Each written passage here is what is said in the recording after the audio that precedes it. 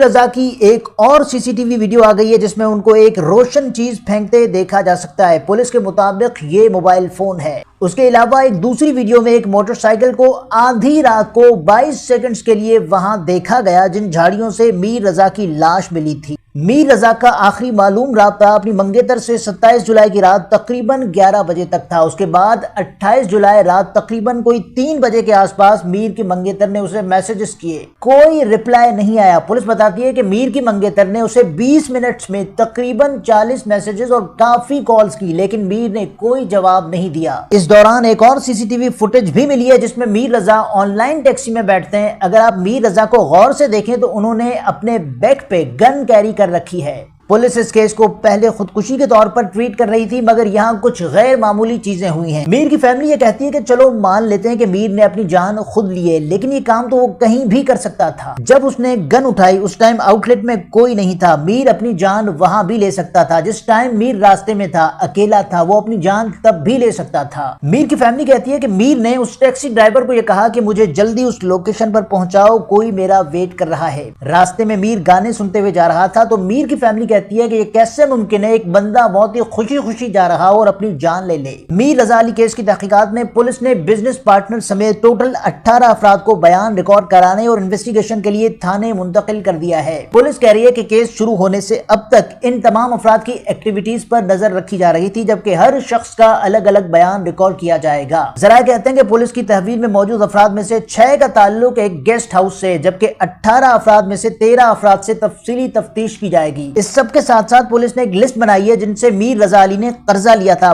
بہت جلد ان افراد سے بھی پولیس انویسٹیگیٹ کرے گی۔ پولیس کا سارا فوکس ڈیجیٹل ایویڈنسز سے ہے جو میر رضا کے موبائل سے مل سکتے ہیں یا مل گئے ہوں گے۔ پولیس دیکھ رہی ہے کہ قتل سے آخری مرتبہ پہلے یا گھر سے نکلنے سے پہلے میر رضا کس کس سے رابطے میں تھا۔ اگر وہ بندہ مل جائے تو تفتیش میں آسانی ہو سکتی ہے۔ ایک اور بات سامنے آ رہی ہے کہ میر وہاں جانے سے پہلے جہاں اس کی موت ہوئی اپنے والد کے ڈیجیٹل اکاؤنٹ میں تقریباً 2.5 لاکھ روپے ٹرانسفر کر چکا تھا۔ میر کے والد کہتے ہیں کہ یہ اس کا روٹین تھا کہ وہ جتنی بھی ٹرانزیکشنز کیا کرتا تھا وہ لیٹ نائٹ ہی کرتا تھا۔ ایک اور چیز بھی آپ نے سنی ہوگی کہ میر رضا علی کچھ لوگوں سے USDT میں تقریباً 5 کروڑ روپے انویسٹ کروا چکا تھا اور دسمبر 2025 سے اس نے ان لوگوں کو پروفٹ دینا بند کر دیا تھا، جبکہ اپریل 2026 میں اسے بہت بڑا نقصان ہو گیا تھا۔ یہ وہ نقطہ ہے جس پر پولیس کا شک دوبارہ خودکشی کی طرف چلا جاتا ہے کہ ہو سکتا ہے کہ میر ڈپریشن میں آ گیا ہو، لیکن اپنی جان تو وہ کہیں بھی لے سکتا تھا۔ اسے اتنا اہتمام کرنے کی کیا ضرورت تھی؟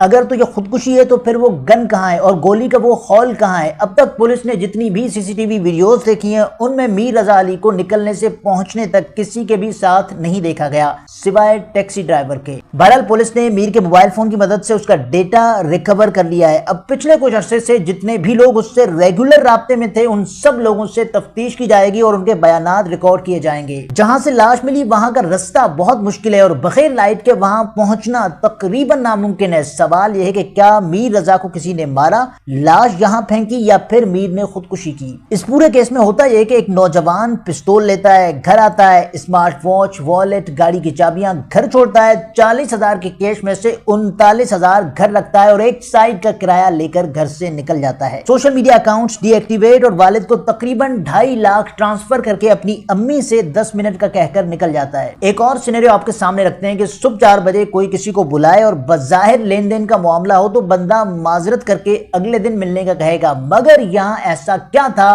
کہ وہ گھر سے نکلنے پر مجبور ہوا؟ اگر کوئی دوسرا بندہ وہاں تھا تو ابھی تک کوئی مشکوک سرگرمی نظر نہیں آئی ہے سوائے اس موٹر سائیکل سوار کے جو 20 سیکنڈ کے لیے کرائم سین کے پاس رکا اور اس جگہ سے تقریباً 8 گھنٹے بعد میر کی لاش ملی۔ اچھا، ایک شک اور کیا جا رہا ہے کہ ممکن ہے اس موٹر سائیکل والے نے لاش یہیں پھینکی اور چلا گیا ہو۔ بہرحال پولیس نے ایک روٹ بنایا ہے کہ موٹر سائیکل کہاں گئی ہوگی۔ موٹر سائیکل والے کو ڈھونڈا جا رہا ہے۔ جہاں سے لاش ملی ہے وہاں نرسری کے ملازمین سے پوچھا گیا کہ کیا آپ نے 28 اور 29 جولائی کی رات کے درمیان کسی گولی چلنے کی آواز سنی؟ تو انہوں نے کہا کہ ہم نے نہیں سنی۔ ناظرین، جہاں سے لاش ملی ہے وہاں غیر معمولی سناٹا ہوتا ہے۔ نرسری کے ملازمین وہیں درختوں سے ڈھکے کمرے میں سوتے ہیں، یعنی وہاں گولی چلنے کی آواز بہت آسانی سے سنی جا سکتی ہے۔ میر کا موبائل فون وہیں BRT کے ملازمین کے پاس سے مل گیا، البتہ موبائل بسی ٹاورز کے پاس پھینکا گیا تھا جو لاش کی جگہ سے زیادہ دور نہیں۔ عین ممکن ہے کہ جیسے فون مزدوروں نے اٹھایا ہو ہو، یوں ہی پستول بھی کسی جرائم پیشہ شخص نے اٹھا لیا ہو۔ ایک انویسٹیگیشن ٹیم بنا دی گئی ہے جو اس کیس کی تحقیقات کر رہی ہے۔ مزید کوئی اپڈیٹ ہوگی تو آپ کے سامنے رکھیں گے۔